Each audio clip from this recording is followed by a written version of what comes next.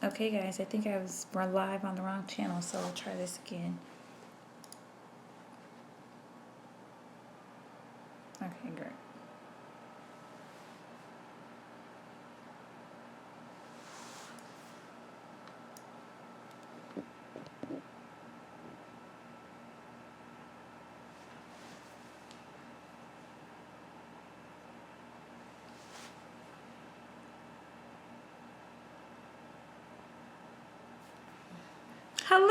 Hello, how are you? Okay, excellent. Okay, I'm so sorry, guys. I was logged into my personal YouTube channel, and so I was wondering why no one was showing up. But I am on the right channel now. So we'll give a few minutes for. Hey, Andrea. We'll give a few minutes for everyone to get in, and then we will pray and get started. Hi, Amber.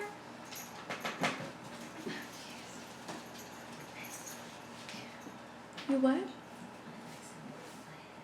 Oh. Hi, Michelle Ann. Okay, guys, so remember we're voting to see if we like the YouTube Live better or Periscope better. So far, I logged into the wrong account today, so that's not good, but I'm good now. All right, so we'll wait just a few minutes to give. I'm guessing people were here at noon, but I wasn't here because that's on the wrong page. So we'll give a few minutes to give everyone a chance to come back. I can't do hearts. Oh yeah, they don't have hearts. Do they have something else? I don't know. I like the hearts. It's just so easy to tap, and I know. Okay, so that's a strike against YouTube. No hearts. So we'll have to. So somebody take notes of what we don't like. Now I do like. Can you guys see? So you guys can see each other's chat. I do like the fact that the chat stays. And then you can go back and read what others have said. So that is a plus for the YouTube Live, but it does need some kind of stars or hearts or emojis or I don't know, something to make it kind of interactive. All right. And I can see that people are in, but I don't know. Oh, she did her own heart. I like that, Candace. We'll do our own hearts. Okay. So I can see that the people are on, but I don't know if I can see who's on unless they chat. I don't know. I'll have to figure that out. All right. So anyway, you guys be thinking about it, and we will we'll meet on here today. We'll meet on here next week, and then we will take a final vote. So far about 35 people have voted. I would like for it to be at least 50. The vote's really close. It's like 48%. Hi, Allison. It's like 48% Periscope, 52%. No, it's 52% YouTube, 48%. What is it? It's 48% YouTube, 52% Periscope. Where do we vote? So, Candace, are you in the email group? I sent a poll out to the email group. And so you click on the link and it'll take you to a poll and you can vote for Periscope or for YouTube. And like I said, about 35 people have voted. And so some people didn't want to vote until okay, let me write you down.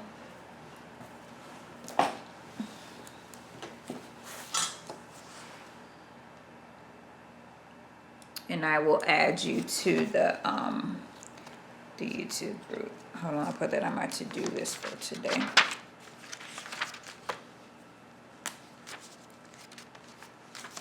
Add Candice, CandiceLeanos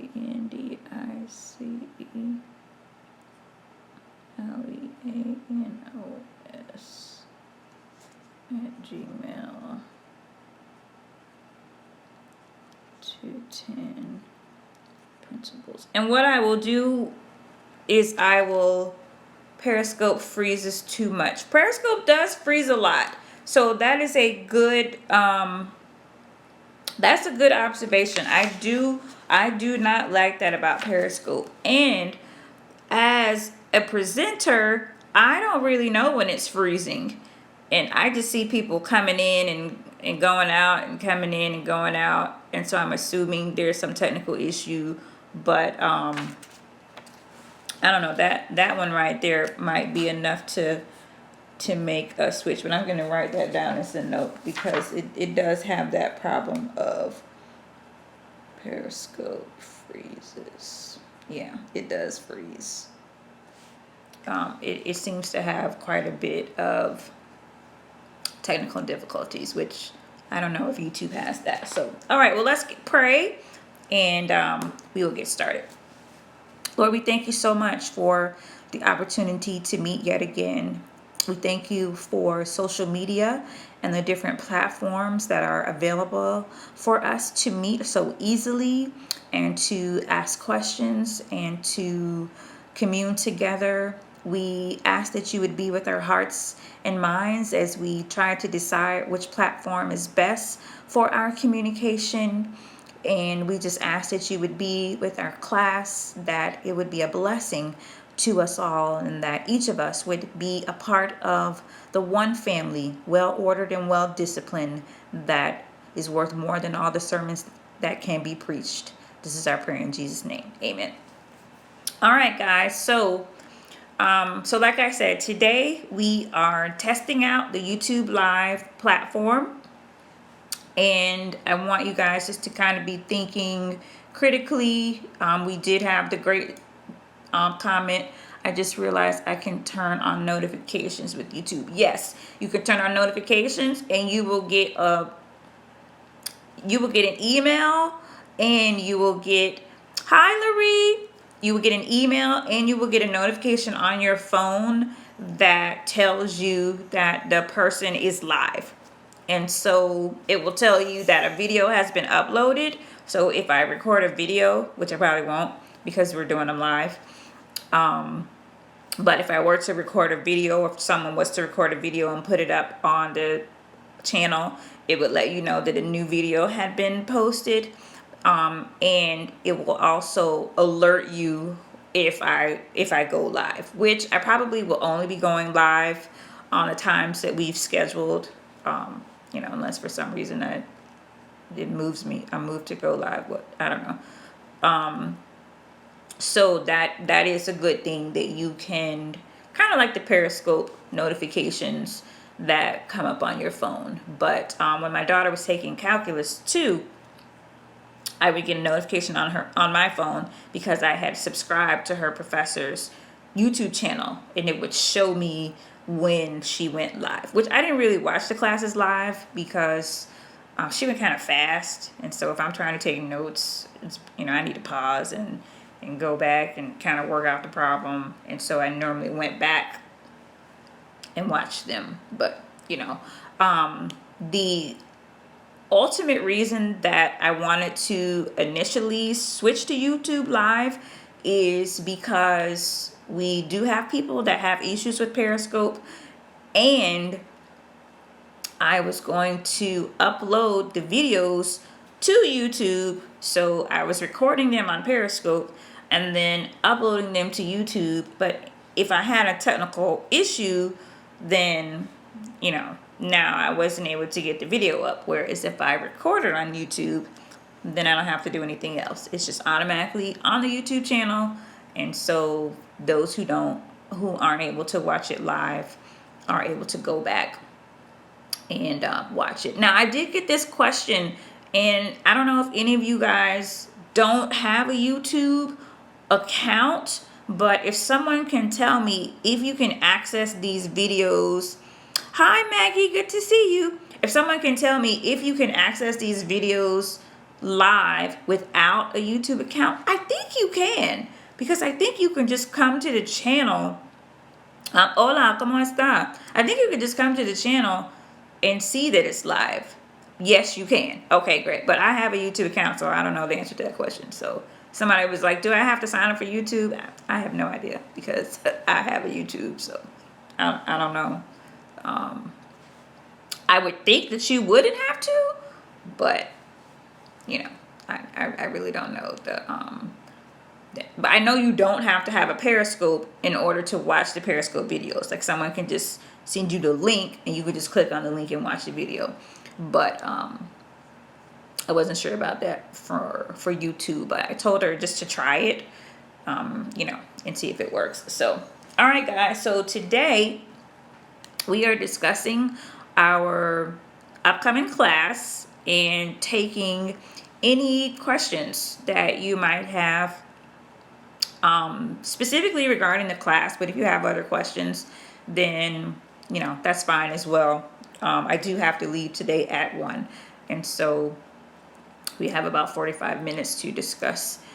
You have to have a YouTube channel account in order to chat. Okay, that makes sense. So you could watch, but you wouldn't be able to chat. Okay, let me write that down. Need account to chat. Okay, perfect. All right.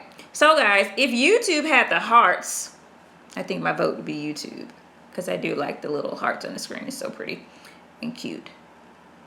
Hello, how are you? Welcome. Okay, so our class begins on January 1st.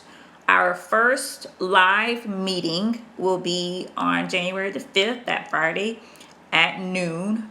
And we will meet every Friday for this class as opposed to twice a month for our last class. And the reason for that is, one, our last class was so rushed. Especially for lesson 1. Lesson 1 was it was a lot.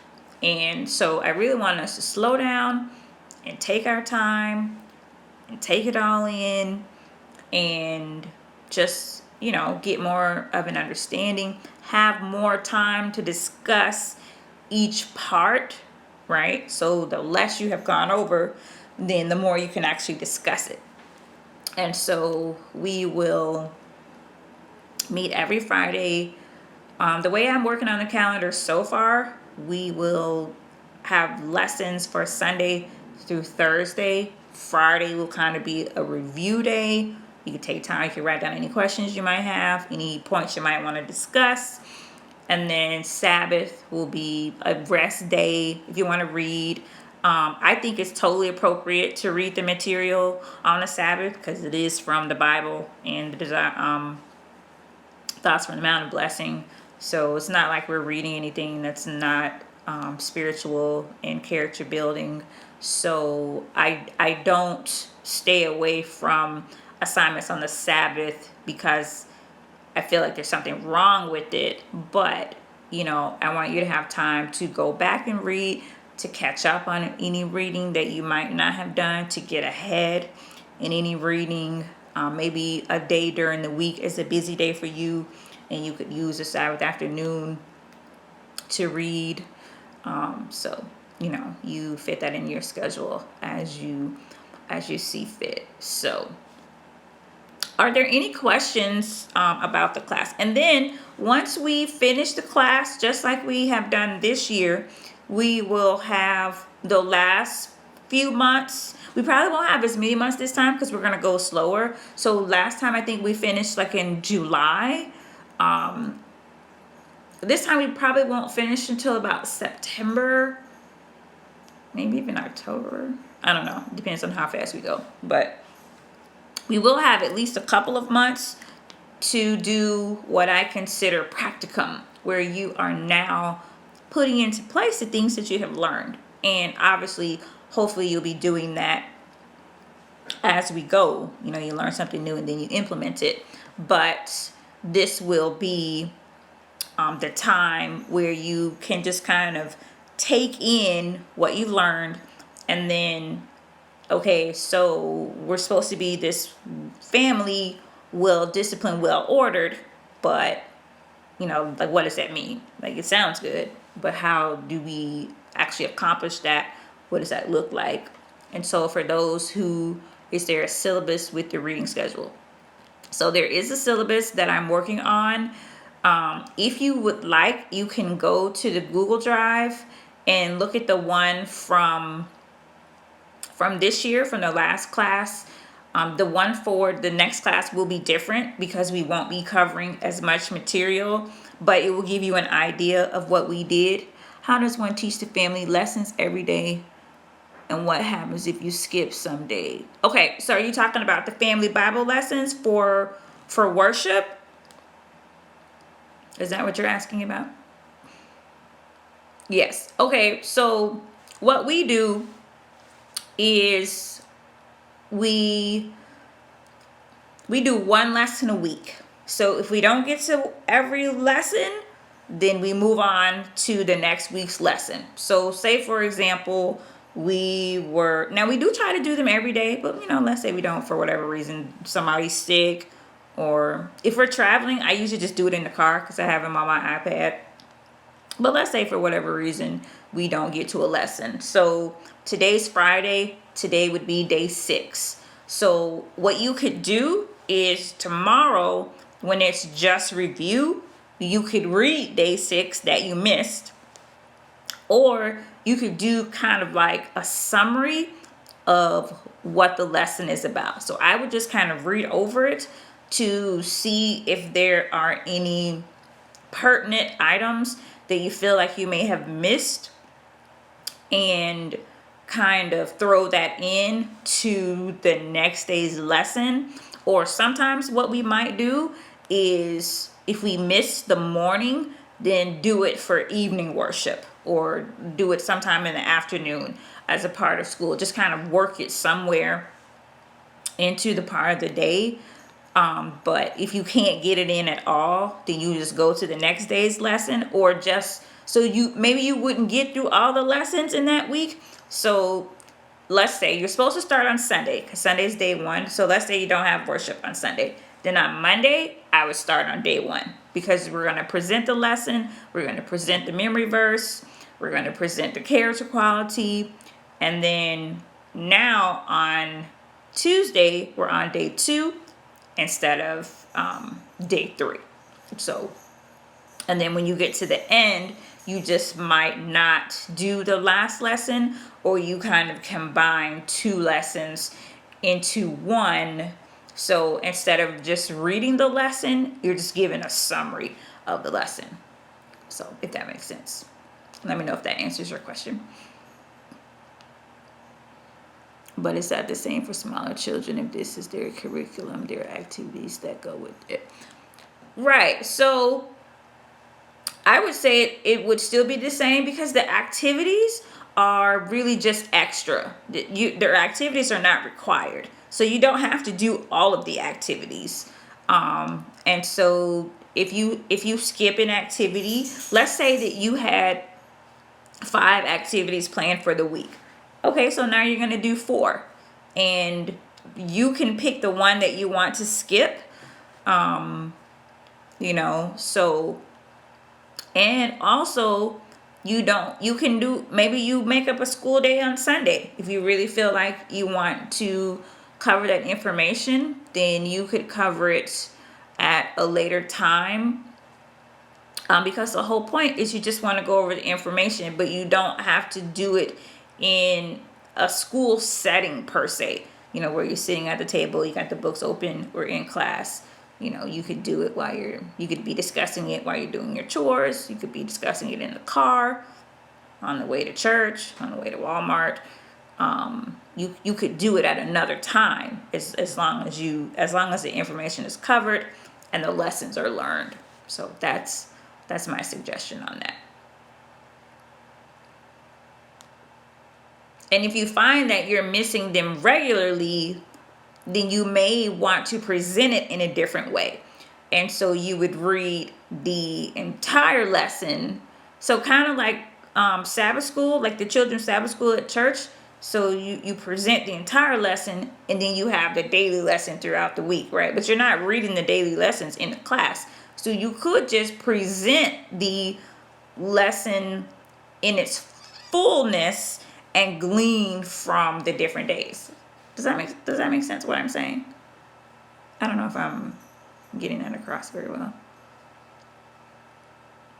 So you're not, so like this week we're in quarter 4 and our lesson is about David, right? So the first, I don't know, 4 days were actually about Saul, even though the lesson said it was about David. Like the first Sunday, Monday, Tuesday, I don't think we started talking about David until Wednesday or Thursday. Maybe yesterday is when we started talking about David. So anyway, the point is, everything that we talked about Saul, we really could have covered that in one lesson. Saul was the king and he wasn't obedient. I mean, it is the lesson in a nutshell. And he did not do what God told him to do. And so in 15 minutes, I could tell the story of Saul's disobedience to God. Now, granted, it was 3 days worth of stories, but you could sum that up in 5, 10, 15 minutes. And so, and then I would sum up the nature lesson, right? So the 3 days were about moths. We learned about their protection and how they camouflage, and how the ones that have all this color are bitter. And so very nice lessons, but you could sum it up in a few minutes, and you just wouldn't go into detail. So you can consider that. All right, excellent question. Any other questions about the class or about the program, how to implement the program, how to implement the principles of the class? We do have quite a few new people who have joined the class, so that's very exciting. Got a lot of calls this week of people who are very encouraged in learning a lot of new things, so that's always exciting. So anyone else? So you can be reading Thoughts from the Mount of Blessing. Can you discuss some ways you taught math in homeschool? Actually, I have been getting this question a lot. I probably need to do a blog post on this. Let me write that down. Post on math in homeschool. Okay, so when we first started out with math, when my children were younger, you're welcome, we did just simple counting. We would count beans. I would get a bag of red beans, black beans, and we would count the beans, and we would put them into groups. Okay, so we're learning how to add, and so we want to know combinations that equal 10, right? So we count out 10 beans, and then we put them in half. So 5 goes into this pile, 5 goes into this pile. 5 plus 5 is 10. And then we put 2 in this pile. Well, if we have 2 in this pile, how many do we have in this pile? Okay, the child may know, they may not. So we're going to count 1, 2, 3, 4, 5, 6, 7. We have 8 in this pile. 2 plus 8 equals 10. So we're learning the facts, and then we're seeing visually that there's 2 over here. Then that means there has to be 8 over here. And so we would fold laundry, and we would count pairs of socks. And so there's 5 pairs of socks. So how many socks are there all together? 10. Because 5 times 2 is 10. So now we're learning multiplication. Now they don't know we're learning multiplication, but there's, we roll the socks up in a ball. There's 5 balls, but there's really 10 socks in here. So now they're seeing the socks. They are understanding it visually. We also did math in the kitchen. So we cooked recipes, and we this actually was born out of my lack of organization. And so my little measuring cups were not together. And so, like, I couldn't find them. And so, all I would have was like the half cup or the third cup. And then I would need a cup. And so I would say, so how many of these do we need to make a cup? Which is great learning, by the way. And so from that, we would fill up the half cup with water. And then how many times do I fill this up to fill up the cup? So we fill up the 1/4. How many times do I have to fill up the 1/4 to fill up the cup? So now I see that 4/4 is equal to 1 whole, right? So we're teaching fractions by baking, or not even baking, but just literally at the sink. I would fill up the sink with water, and then we would use that water. And then, how many teaspoons are in a tablespoon? So just learning measurements through cooking. Another good way to teach fractions and math concepts is through money. You would be surprised. Like, I have 5th graders that I asked them how many quarters are in a dollar. And they just look at me and like they don't know. And so the fact that we are becoming a paperless society is hurting the children.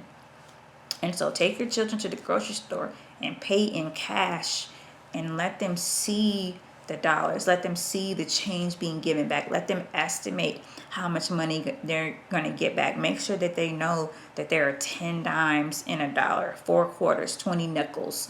And then go from 20 nickels to 1 nickel is 1/20th of a dollar, right? So that's fractions, okay?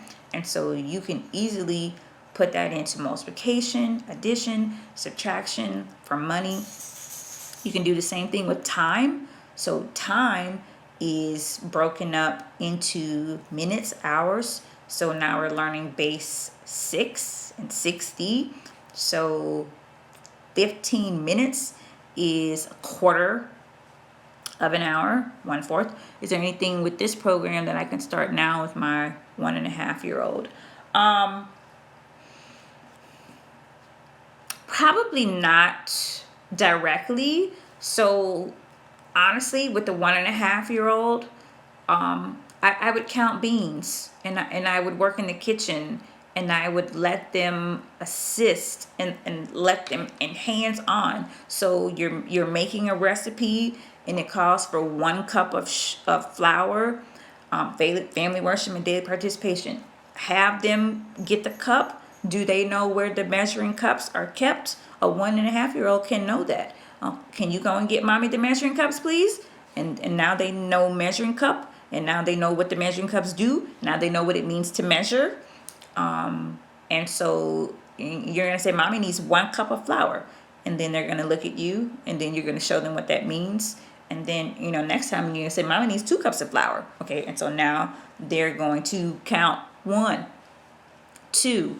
And so this is how I would teach math with my 1.5-year-old. And then before you know it, by the time they're 5, they'll be able to take all the stuff on the recipe, and you will say, mommy needs 2 teaspoons of salt. They're going to know where the salt is. They're going to know what a teaspoon is. They're going to know of the little rings, which one is the teaspoon, and they're going to know how to take 2 teaspoons and put it in the bowl. And so that's how you teach math. And so now by the time they get to a worksheet, makes so much sense. My 12-year-old could not grasp a math concept. Yeah. So, put the book down. Put the book down and go to real life. Not only with math, but with the Sunlight program. So not all children can grasp So math, a lot of times what we're trying to do is teach these abstract concepts. So here's what you have to remember. And this is where us moms, dads who have gone through regular school, whether it be public or private, Adventist or not, because the Adventist schools are pretty much modeled behind the public schools, except they teach Bible. We worked on worksheets with the little nickel on the page because it's not feasible to have nickels for 30 children, right? So the worksheets are a substitute for real life. So I'm not saying don't use worksheets, but don't use worksheets when you can use real life. Like, don't give the child a worksheet with dimes on it. Pull out some real dimes and give them to the child. Like, go to the bank and get a roll of quarters and get a roll of nickels and get a roll of dimes and get a roll of pennies and have math class with real money and set up a store and sell stuff and put some stuff on the table and put some prices on it and go to the real store. You grocery shop every week. Take the child with you, okay? And help your child to get an understanding of real life.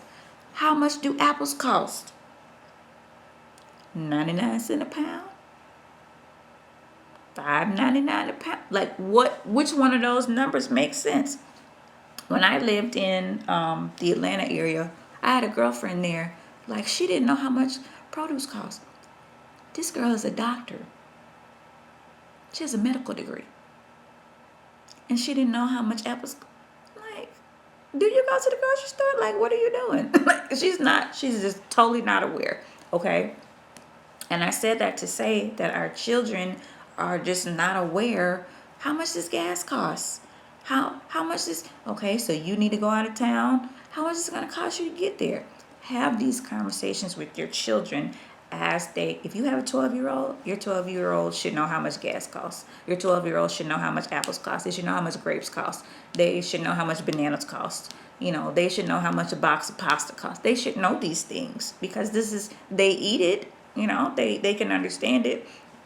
And so when things are on sale, perfect way to teach percentage. Okay, the shirt is 20% off. Okay, well, how much is it? I tutor at the school here. And we were going over percentages, and the kids just did not have a clue. And they were looking at me like, Miss Pugh. I'm like, okay, so you go into Walmart, you've been eyeing this shirt. And today is 20% off. This shirt is $20. How much is it going to be? $4? No, ma'am. No, ma'am. No, ma'am. It's not going to be $4. It's going to be $4 off. This is totally different, right? And so it doesn't make sense to them because they're not buying anything, because they're not paying attention to anything. So if we take our children to the store, if we have math class in the store, you can estimate. So we're going to go buy some groceries. We're going to estimate when we get to the counter and we check out, how much money are we going to have spent? You can do tax, all of that. You're going to do all of that. And you know what I find? Because sometimes I post math problems on my Facebook page. And way back when I used to post them, I would have the people that would answer them openly, because a lot of people would like inbox me to answer, but the people who would answer them openly were my math genius friends and single moms who have to account for every dime. They didn't really know how to work the problem, but like they understood real life. And so they could give you like a roundabout answer. Like this one girl, she would be like, I don't know the answer, but I know it's close because being a single mom, she had to know how to manage her money. And she had to account for every dime. And if it was a percentage problem or anything that had to do anything close with real life, like she could just think about it and be like, yeah, that's going to be. And she was always like really close or spot on. And I was just very amazed. But it's because she had an understanding of real life. And so that's what we want to impart to our children, an understanding of real life. And we want to use real examples. Okay, so great question, Marjorie. So the way that we handle delayed education, And I get this question a lot, and so we probably need to do a post about this as well. So delayed education doesn't mean that my 5-year-old can't know how to read. So the counsel is that we don't begin formal school until the ages of between 8 and 10. So what that means in a nutshell is that up to the ages of 8 to 10, I am teaching my child through everyday life, just as we have said. I'm taking them to the grocery store. Why is that? So part of the reason for that is because the little children need time to mature. They need time to build up their physical endurance and their motor skills, gross and fine.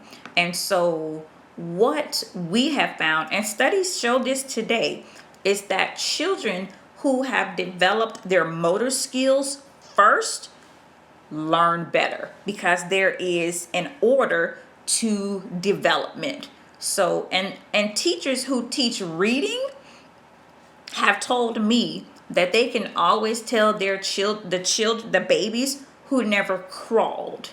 When I lived in California, this lady, she taught elementary school, and she said based on how her children in her classroom read, she could pick out the ones who just walked, but they never crawled. I'm like, what? And so evidently there's some kind of connection in the brain that happens when the baby crawls. And so, the baby goes from being held, and then they crawl, and then they can walk. And so this development stage prepares the child's brain to be ready to receive information. And so the brain is not ready to receive formal information, meaning sitting down and learning from a book, and until the ages of between 8 and 10, sometimes even a little older, depending on the child.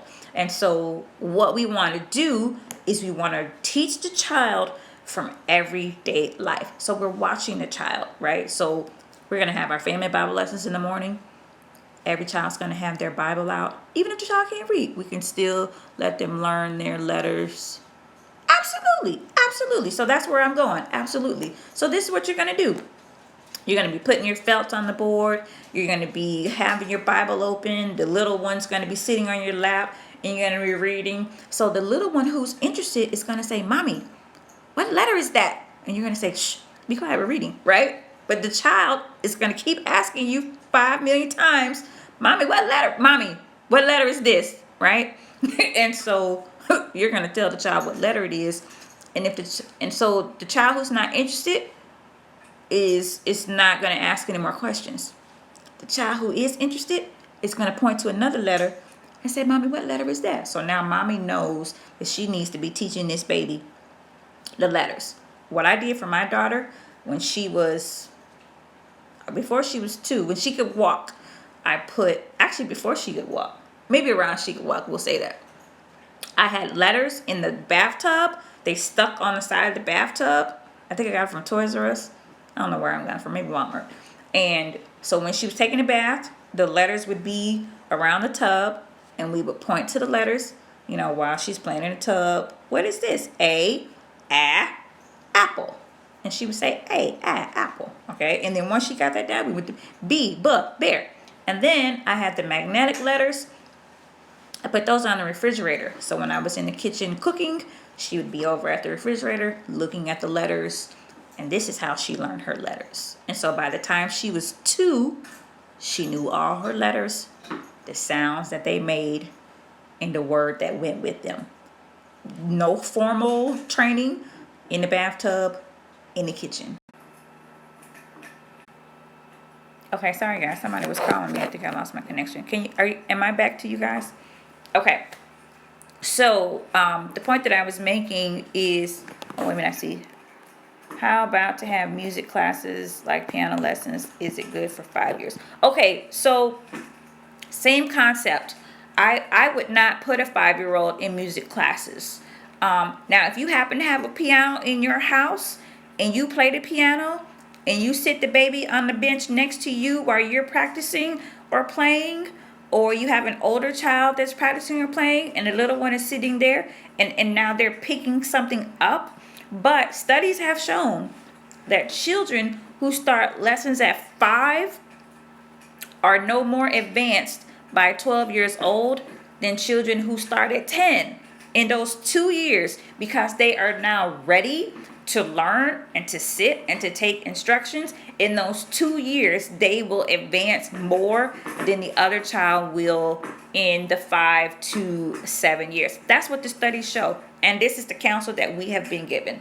So, you know, I would not put the 5-year-old in formal lessons. So what does that mean? So does that mean that the child cannot learn the letters on the piano? No, it doesn't. But we're not having a time where we sit for 30 minutes and we're trying to get the child to pay attention. And because chances are most of that time is going to be spent trying to get the child to pay attention and show interest. Is self-work or Montessori okay if they're showing interest? I think if they're showing interest, teach them to sing, and that is the music. Teach them to develop their ear. When the children show interest, that's when we want to follow the interest that they have. And even then, when they're really little, we want to watch that to make sure that we're not pushing them. What about the 5-year-old who doesn't care to learn anything and all they want to do is play? So same concept, because they can be taught during play, right? And so we want to watch that though, because we want to make sure there's a balance. Now, are they disobedient and they're not doing what I want them to do and they're just trying to get back and play? Or are they just not interested in what I'm trying to show them? But the 5-year-old can come in the kitchen and cook with me.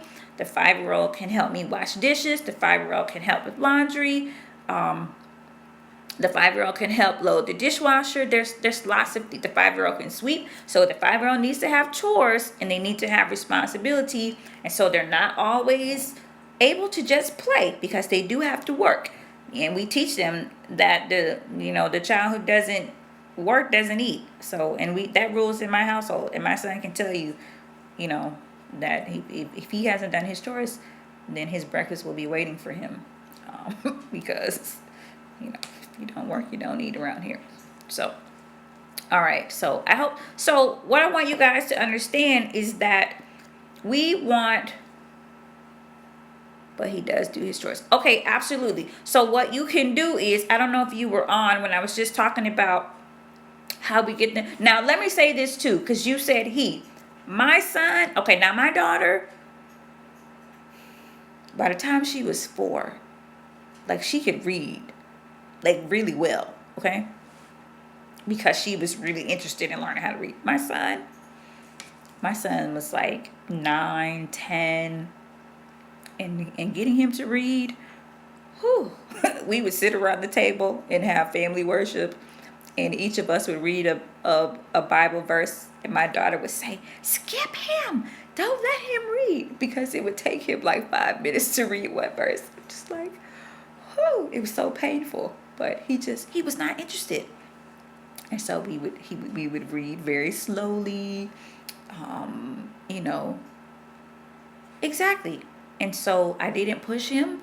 I continued to read to him. He wanted to read the verse though. And so he would say, Mommy, can I read a verse? Yes, honey, you may read a verse. And so we would just pray through it because it was torture. But because he wanted to read, and he could read a little bit, but he just didn't read well.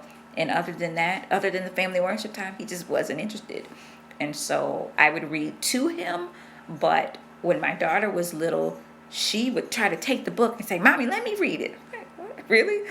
My son, no, he never did that, because he just, as long as I was reading to him, he was fine. He wasn't interested in taking the book. He didn't care what was on the page. I would try to show him the pictures. He didn't really care. He wasn't, yeah. So, the children are different. And so we go with him. But he could take instruction on anything. And this is still during the time where our house was a mess. He could find anything in the chaos, in the clutter. You would ask him, have you seen this? And I'll never forget, we were at my mother's house and I was looking for something. I don't even remember what it was, but I said to my mother, have you seen whatever it was? And she said, no. He heard me. He couldn't have been more than 2. I don't know. He was really little. And he kind of disappeared and he came back with what I had been looking for. And we realized he had been gone that whole time. Like, he was looking for it. And he did not stop until he found it. And that brought him excitement and joy. And it's like, and my mother looked at me. She said, has he been looking for it the whole time? I was like, I think so. And it was really bothering him that he couldn't find it. And so now my daughter, you ask her, have you seen something? And she will say no. And it can be sitting right next to her. And she doesn't really care. So, very good with his hands. Excellent. So if he's good with his hands, then you want to, what about self-work or Montessori style learning? Okay, so when you say self-work or Montessori style learning, give me a little more on that, because what I understand from Montessori is you're kind of self-paced, or give me a little more on what you mean when you say Montessori style learning. And while you're typing that, shelf work, what is shelf work? Like hand-eye coordination things. Okay, absolutely. So you can do those. Anything that works with fine motor skills, gross motor skills. The only thing that I recommend, though, is that when you're doing these things, do something that actually is beneficial. So teach the child how to knit. Teach the child how to crochet. Teach a child how to thread a needle. Things like this that are skills that later in life they could actually use to start a business, to make things that they can use. You want to do things that are going to be beneficial to the child, if that makes sense. So, but please clarify this self, or are you saying shelf work or self work? And what does that mean? Oh, and I was going to say to Sherry, you talked about your son being very good with his hands and his memory is excellent. So you want to use that, okay? So what I would do is, like, my son is really good with knowing where we are when we're out and about. I'll say to him, do you know where we are? And he'll look around and he'll say, oh yeah, we're over here by, okay, now where do we live and how will we get home from here? Okay, so this is practical life skills. And yeah, you have GPS, but what if your phone's dead? Activities are prepared daily on a shelf. Pairing subs. Okay, absolutely, you could do that. Yeah. Shelf work. Okay. Yeah, you could do that. That's kind of what we were talking about earlier when you're teaching how to count. You're putting the socks together. There's 5 balls of socks here. How many socks is that total? So, absolutely. All I'm saying is when you're doing these things, so let's go with the cutting activities, for example. So, I would not recommend like just printing out some paper and cutting out just random shapes on a paper, because, then what are you going to do with it after you're done? So if you have a specific project that you're working towards, if you're learning how to sew and you want to actually cut out some fabric from a pattern, so you, as much as possible, you want to make it practical and geared towards something that's actually useful, and that can be used. And so that's why I give the example of knitting, crocheting, because you can make a scarf, you can make some socks, you can make a sweater or whatever. And so I know that the Montessori method does teach children to knit. So All right, guys, I hope that answers your question. But the whole point is, what about teaching cursive before handwriting? So, there, the jury's out on that one. There's a lot of research that says that it's good to teach cursive, that it's good for the brain development, and so I certainly am not against that. So what I would say is that you don't want to push it. So I know when my children were younger, especially my son, people would say to me, he can't write his name? Well, that's not good. Okay, well, he's 5. Like, why does he need to be able to write his name? What is he going to write it on? Like, if I take him to the doctor, he's not going to fill out the paperwork. Like, why does he need to be able to write his name? Now, obviously, the child needs to be able to write their name eventually, but I don't think there's a rule that says that your child needs to be able to write their name when they're 5. So, as Allison just said, cursive helps with the child that confuses which direction to write letters.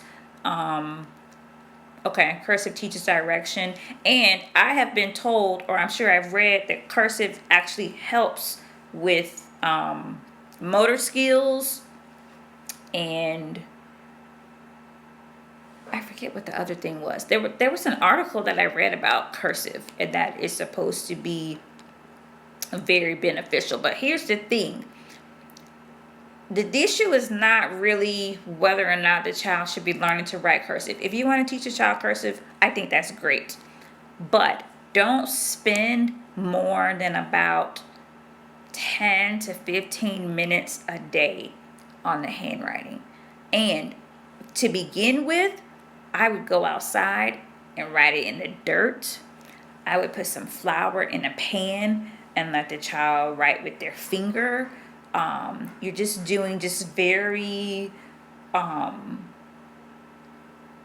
what's the word I'm looking for? Non-stressful,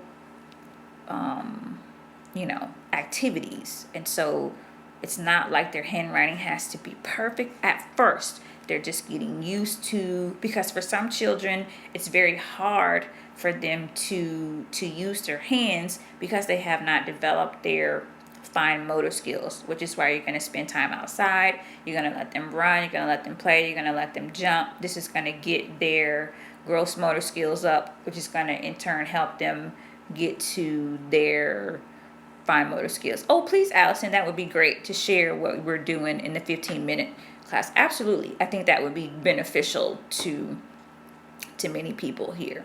So I hope I answered the question about the formal education. So it's not that you can't school. It's not that you can't be teaching your children. It's that we're not going to be doing it in the way that public school does it. So public school, the little children go to school when they're 5, and like all day they are doing schoolwork. No. We are doing chores, but we're not even doing them as chores. We're having fun. We're baking bread, we're making cookies, we're making dinner, we're making breakfast, we're folding up clothes, and this is our schoolwork. This is our schoolwork. To fold these shirts neatly, to pair these socks together, to put, be like a flower. Oh yeah. Allison has a lovely homeschool. So yes, Allison, we would love to hear from you of how you're doing that. Cursive is faster and was developed to make writing more efficient. Exactly. So, yeah. I mean, I learned cursive when I was in school. I went to Pensacola Christian, home of the Abeka curriculum. And now they actually teach cursive first. Thank you. You've been a great help. You're very welcome. Now, is your name Sherry or Cherie? Is it Sherry? I know I have a friend named Cherie, so I just want to get it right. So,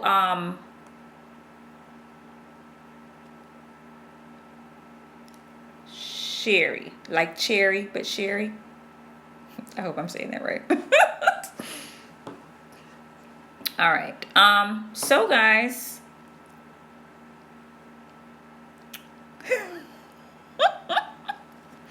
I hope that this answered your questions. And so what do you guys think about the platform? I don't know. I'm kind of liking this YouTube live, guys. So, I don't know. I was kind of leaning towards Periscope, but I think I kind of like the fact that all the comments are still here. I can scroll back and see what you love YouTube. Okay, I'm kind of liking YouTube. I know a lot of you like Periscope, and I do miss the hearts. Periscope is done. The commenting system. I like the commenting system here. I really do.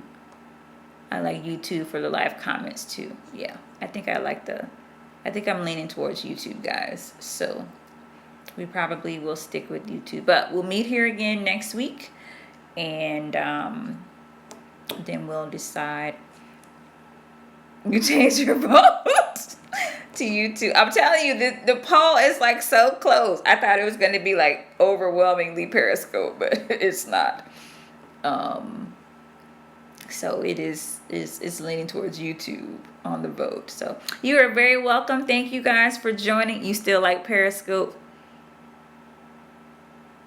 Or just realize how to comment and read the comments. Yeah, I like how, because on Periscope, like if I'm talking or if I look away and then somebody comments and I'm like, what did they say? And then it's floating off the screen and I've totally missed what they said. But here, I have my phone here, or even on my phone, I can pull up the comments, or maybe not. Anyway, I have my computer up, and so I'm watching the comment. I can look at the comments on my computer. I can scroll all the way back to the very first comment.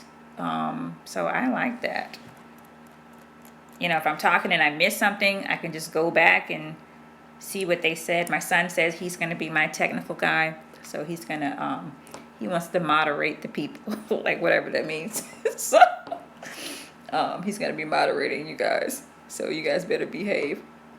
I like YouTube Live for comments and Periscope for. I love the hearts on Periscope. Like if YouTube had the hearts, it would be YouTube hands down, right? But I'm like, what's up with YouTube? They don't have any hearts. They don't have like they need some sparkles or something going across the screen. They need to get it together. So, all right, guys. Well, see, we can just do our own hearts. There we go. We'll just make our own hearts. Not quite the same, but we'll make it work. So, but we're not deciding quite yet. I am leaning towards YouTube Live. I do think I like this. I think it's better for me as a presenter to be able to catch what everybody's saying, and you guys can see what everybody's saying. And so, and plus the video will be here. I won't have to do any work afterwards, so that makes my life a little simpler. So, all right, guys. So I do have to go.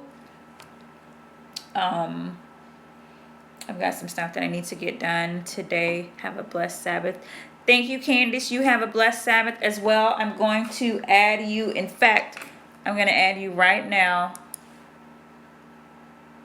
I'm going to send you the, I'm going to send you, it's easier to share on Periscopes. It's easier to share what?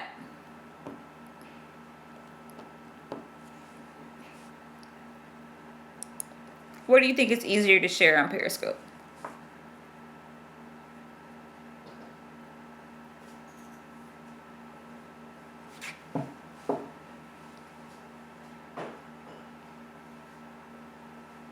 Share the broadcast. Oh, okay. I got you. That's true. But there is a share button on here. Yeah. Oh, but it doesn't. It has. Oh, but it doesn't let you share like. Hold on, I'm clicking on it. I guess it doesn't let you. Yeah. So I see what you're saying, but the only thing is, so this class was really only intended for the people that were signed up for it anyway. I do appreciate you guys sharing it because that lets other people know about it. But Originally on Periscope, I was going to do a private group, and I actually had set up the private group, but you weren't able to share the videos out of the private group, and so I started making them public so that people could be able to share, which I don't have a problem with them, with the videos being shared. But what happens is, do you get a lot of people in coming asking questions, because they've missed half the class, so they don't know what's going on. And so, because this is a class and because things are progressive, then we really do want to kind of stay with the core group of people, just so because we only have like an hour to answer the questions. And so, but that is a good point, because we do want to be able to share, but you can still share the link. It's just not as easily, right? Because on Periscope, you can share in real time that someone is broadcasting. So I don't know, we'll think about that. Let me write that down. Not as easy to share.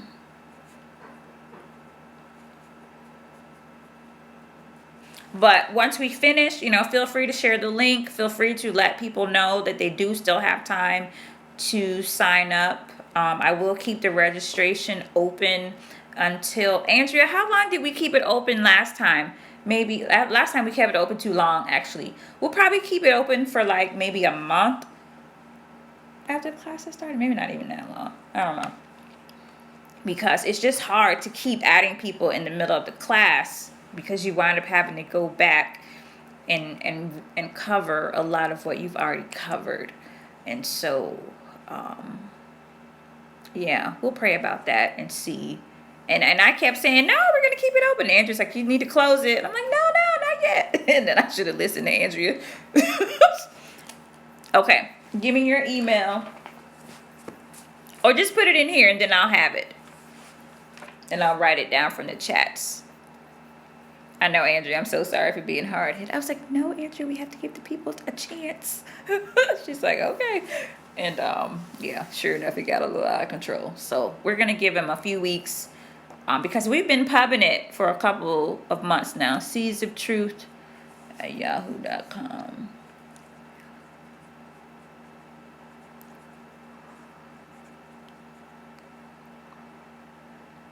All right, guys. Well, I'm going to add you. I'm going to send out the email right now. I'll send it to Candace and Seeds of Truth. And I'm going to go ahead and add you guys to the email group. But please do fill out the registration form. I'll send you the link to the registration form if you can fill that out for me. And we will meet here again next week at noon. And until then, guys, have a blessed Sabbath. And next week, we'll probably talk a little... What are you doing? A little more about our... We'll talk a little bit more about our initiatives and answer any questions about those, and get ready to get geared up for the new year, to get our homes and our hearts ready for our soon coming Lord. All right, guys, be blessed. Have a happy Sabbath, and I'll see you again.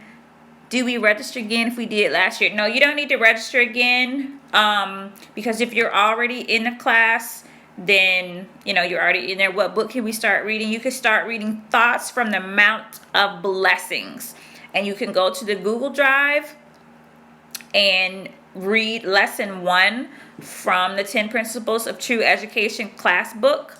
I will send some information out about that, just because I know we have some new people in the group that may not know where all the information is. But Thoughts from the Mount of Blessing is just a small book. So you can go ahead and start reading that. And just kind of reading Matthew's chapter, is it 5, 6, and 7? Please register me.